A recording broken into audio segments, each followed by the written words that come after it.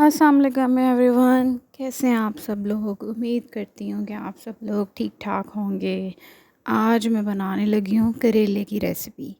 तो चलिए स्टार्ट करते हैं। सबसे पहले मैंने एक पैन में ऑयल लिया, उसके अंदर थोड़े से करेलों को अच्छे से फ्राई कर लेंगे।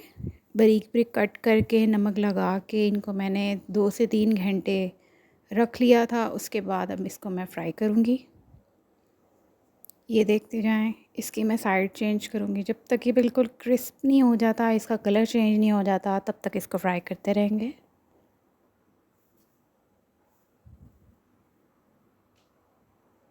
ये इस टाइम पे आके ज़रा देखें इसको। अब मैं इसको बाहर निकाल लूँगी।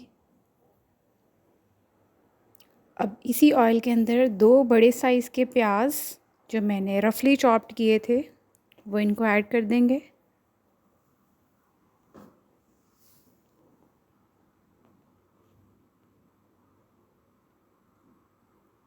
चलें, ये मैंने सारे के सारे प्याज इसके अंदर ऐड कर दिए हैं। अब इसको अच्छे से हिलाएंगे। मैं ऑयल और ऐड नहीं करूँगी, जो बचा हुआ था सिर्फ उसी के अंदर ऐड करेंगे प्याज़ों को।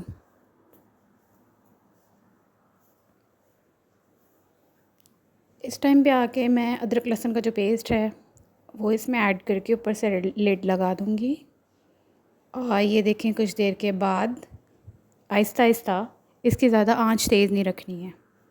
अब इसको मिक्स करेंगे। खुद ही इसकी स्टीम के अंदर अदरक लहसुन का पेस्ट जो है वो थोड़ा सा नरम हो जाएगा। इसको थोड़ा सा हिलाते रहेंगे। इसको ज़्यादा ब्राउन नहीं करना, सिर्फ इतना करना है ताकि ये नरम हो जाए, इसका कच्चापन ख़त्म हो जाए।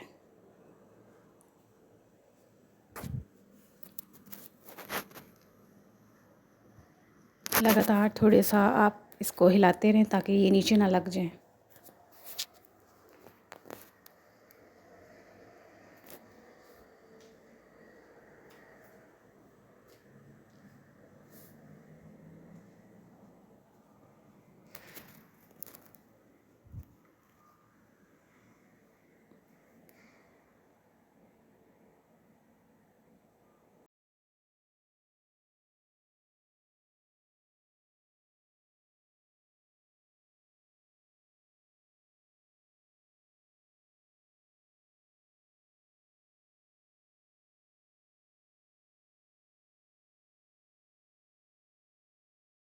इसका अच्छे से इसको नरम कर लिया। अब इसके अंदर मैं टमाटर और कुछ ग्रीन मिर्चें मैंने कट की हुई थी वो मैं ऐड करूँगी और इसको आपस में फिर से अच्छे से मिक्स करेंगे।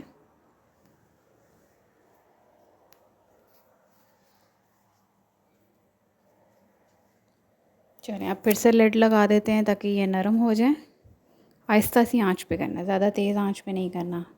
नरम करते हुए फिर से इसको थोड़ा सा हिलाएंगे और थोड़ा सा ऊपर से प्रेस करेंगे और चेक करना है कि थोड़े से गल गए हैं।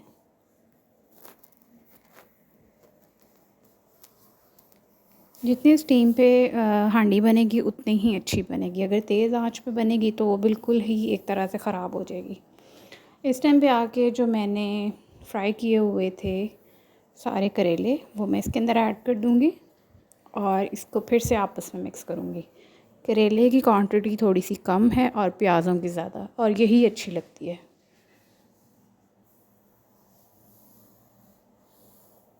फिर से लट लगा दूँगी।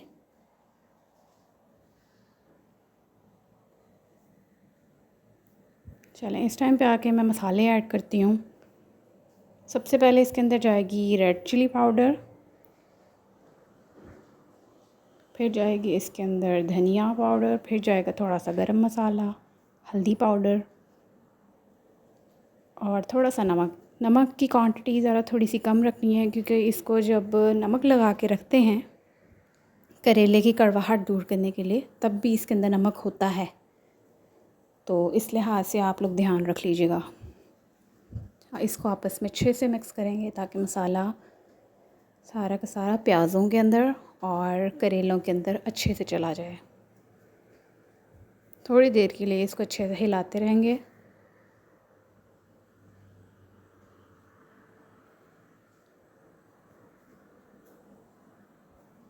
अलग-अलग करके। इसको फिर से लिड लगा देंगे। और ये देखें जी, इसको वक्फे के बाद आप लोग चेक करते रहा करें, क्योंकि इसकी हमने स्टीम पे बनाना है इसको। हाँ, तेज़ ना हो, बस ये ख्याल रखना है इसका। चलें, इस टाइम पे आके हांडी बिल्कुल पक चुकी है। मैं इसको बाहर निकालती हूँ और आप लोगों को दिखाती हूँ। ये देखें इसकी फ़ाइनल लुक। Thank you.